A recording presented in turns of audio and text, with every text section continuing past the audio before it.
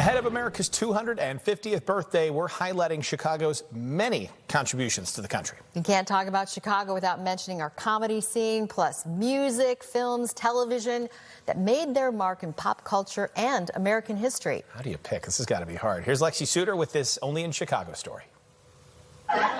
Standing on the second city's main stage means standing where so many greats got their start. Joan Rivers, Fred Willard, Robert Klein, Bill Murray, John Belushi, Martin Short, Tim Meadows, Chris Farley, Mike Myers, Tina Fey, Amy Poehler, Steve Carell, Stephen Colbert. Once just Chicago comics, eventually becoming household names, there is no doubt the Second City helped define the style of American comedy we know and we love. Back on the right track! Back in the day, when we opened our doors in 1959, no one was doing sketch comedy, and they weren't doing comedy about, like, politics, right? It was a lot of mother-in-law jokes. So why the Midwest, when many assume pop culture comes from either coast? People often ask me why, funny in Chicago and all that, and I think it's a lot of things.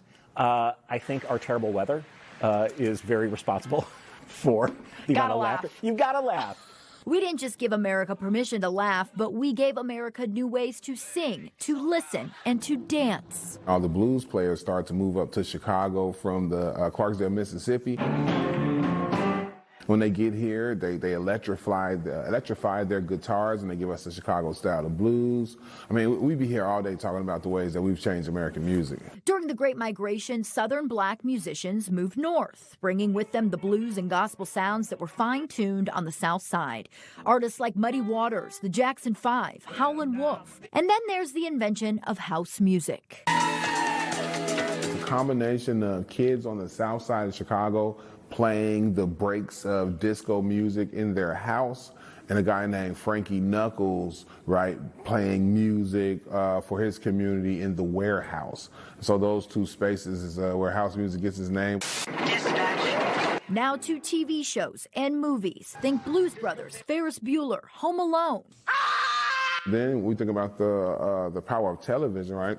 Harpo Studios and Oprah Winfrey, this lady from Tennessee moves up to Chicago, and the rest is literally history. Chicago doesn't just entertain the nation, it launches artists, challenges the norms, and breaks the ceiling, giving way to cultural movements that we all can share.